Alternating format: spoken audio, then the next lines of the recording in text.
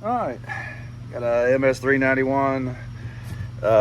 Major malfunction was when the muffler rattled loose. It ingested part of the muffler, and the top of the exhaust port looks kind of like that. If you've ever checked the value of the top end kit for these 391s, 311s, 391s, I think it's cheaper to buy like a 661 jug than it is one of these. It's crazy talk. So we're going to replace bearings, seals, and top end. I'm going to give this Proline a shot. You know, I can't remember how much it was. Oh, I already took it out of the box. So some settling occurred during shipment. Supposedly these bearings are not made in China. So let's get this out and we'll take a look at it. And then we'll clean this up. I'm at work today, and right there is a heated parts washer. Man, I want one something awful. All right, so here's the no bullshit assessment on this kit. Those bearings are slick as a minnow. Proline even has their name on them. Seals feel nice and pliable. No issues there. I checked the threads in the spark plug hole. They're tapped very nicely, very little wiggle in it. Good fit. The pin slides nice. It's a good fit. Machining, I don't need to clean up any burrs or boogers on the, so when I look at the intake port, if I get my fingers out of the way, this has got a larger intake port, and you can't see it. Here, let me flip these over. More performance minded exhaust port. It's fell over. It's pretty square. That's okay. I like it. Better performance. It's a whisper larger, maybe. The only thing I did notice is that the lower transfers on this are just a tiny bit smaller. They seem a little constricted. I'm going to open them up compared to factory.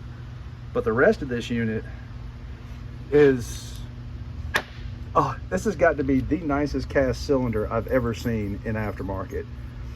This doesn't have the removable side covers that aren't removable. So the Stihl ones have this, and it is pressed, glued, whatever. It's on there like it ain't coming off. But this is part of the casting. So hopefully, if I just open up these lower transfers just a little bit, we can get a little bit better flow, because that seems to be a constriction. But the plating, the chamfering, and everything about it is freakishly good. This has to be made in Taiwan. I mean, the Chinese just don't do this kind of work. It's so let me get all this cleaned up, assembled, and we'll go from there. Ugh.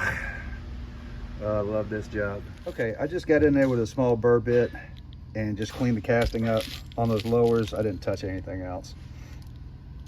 That should just get it back to normal. And that material was pretty thin.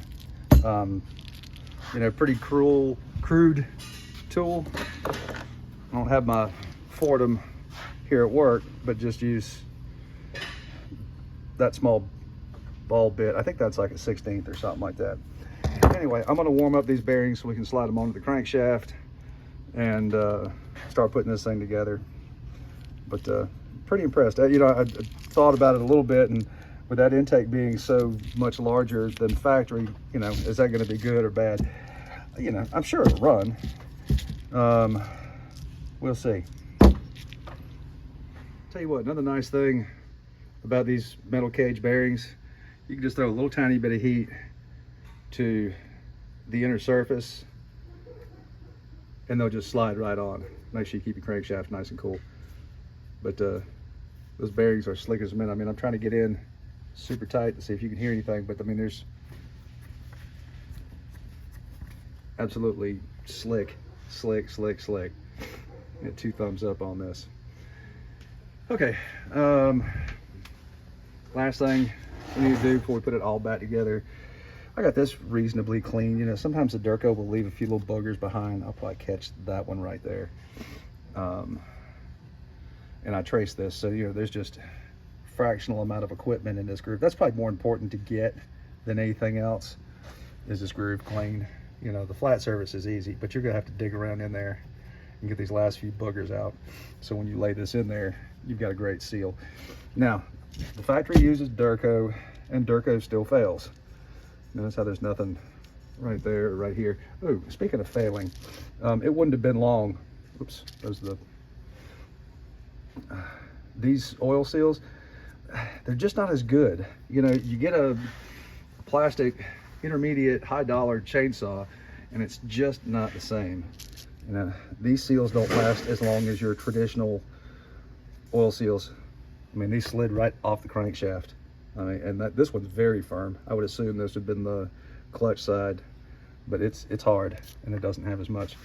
So, you know, again, this rubber seems pretty firm. You know, not OE by any stretch, but you know, it'll do. You know, for the price point we're doing this at. And you know, you're wondering, hey, what's a tree service got a 391 for? I think this was like a pawn shop find. The owner's got a buddy that owns a pawn shop and sold a couple of saws. You know, so just to have a cheap beater ground saw that can run a 20 inch bar is decent. So let me get the last little bit of this cleaned up. When you do use some form of gasket maker here, you'll have to use something that's gas. Well, most RTVs and gasket makers are oil resistant. You are going to have to look extremely hard to find something that is gasoline resistant as well. There's only a few out there. I have used like Permatex Ultra Black and it has done a good job in a pinch, but it's not rated for gasoline contact, which this will be. So I use Moto Seal when I have to have a true, let me see what I got up in here. Where'd you go?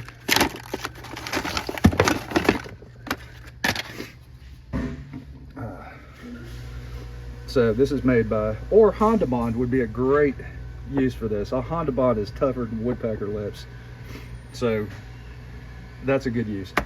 But with Moto Seal, it comes out kind of thinner than most, so I'll put a thin coating on this, let it air dry for a few minutes, and a thin coating on this. So when you do reseal this, it's important to get a good glob right there, because that's where it meets the seal.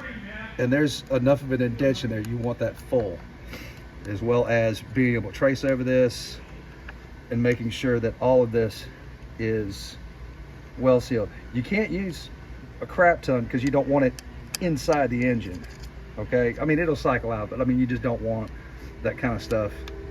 Jesus, I've sprayed this out. There's more stuff anyway. So let me get the last little bit of ugly out of here, and we'll get this thing sealed up. I'll walk you through it. Okay, this is what I was talking about right there. Make sure there's actually like a healthy dab so that divot is full.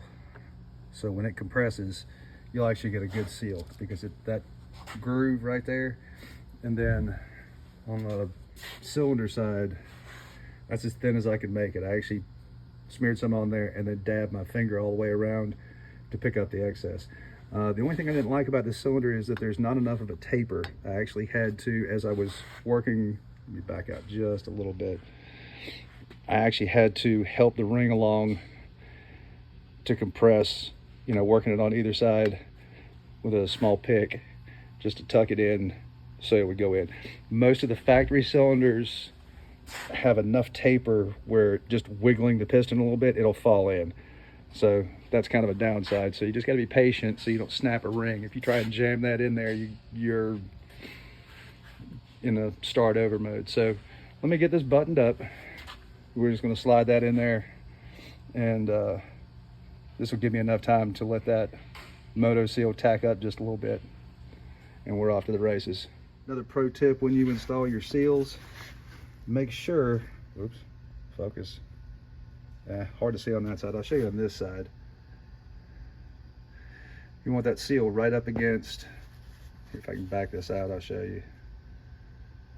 There's a lip ledge right there. You want to make sure that it's straight and that it's touching that ledge right there, that it's bumped up against it, and then it's nice and straight. Then you're good to go. Just be gentle when you install it. I don't have my tripod with me, so I don't have an extra set of hands. All right, sorry you didn't get to see a whole hell of a lot of the assembly, but it's all straightforward. This all actually got a new muffler. The old muffler, wherever it's at, the holes on the back side of the muffler were slotted from it bouncing around. So anyway, that's in there nice and tight now. One of the things to be mindful of is these screws that hold the intake manifold on. You don't really get a straightaway access to that screw, so you just got to be careful starting them. We actually had to weld a nut on one of them. I didn't get it started straight and thought it would come correct. That should have been a whole video in itself, but anyway, that was a good save. Thanks, Sam. And I'm gonna throw some gas in this, get it fired up. We'll take it out, do some test cuts, and see how it runs compared to an OEM. One last thing before we take this out. This is a MS460 bushing. So I slid that in there. There's, from the factory, there's a foam bushing. It's on the 391s, 291s, 362s, 441s. And the foam just wears out way too soon. I mean, it's there for AV. But anyway, this will keep it from flopping around. I believe that's a damn near permanent fix. That's a whole lot more robust than some squishy foam. All right, let's go ahead and cut.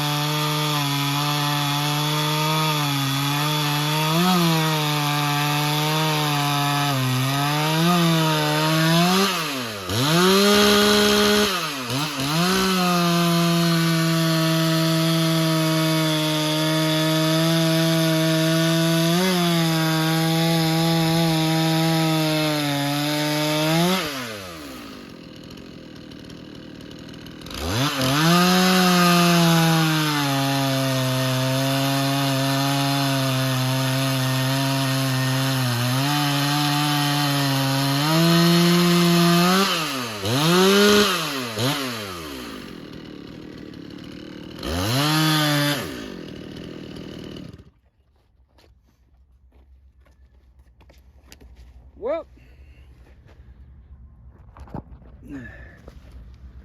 how you like my there's my camera stand right there, little shim. Here's what I think. It runs. I was impressed with the quality of the materials, but I think, again, we don't find that OEM performance in the aftermarket stuff, no matter how good it looks. I don't know, but you know, it's a save. Otherwise, this saw's junk, because I think a top end kit for this from Stihl is about half the cost of the saw. Then it's a must to do bearings and seals. Oh, and labor too, you know. So, you know, this will go on to fight another day. It's just decent. So there's my 2 cents on the Proline top end kit for the 391. Thanks, y'all. Have a great day. Appreciate you watching. If you enjoyed this, don't forget to throw me a like.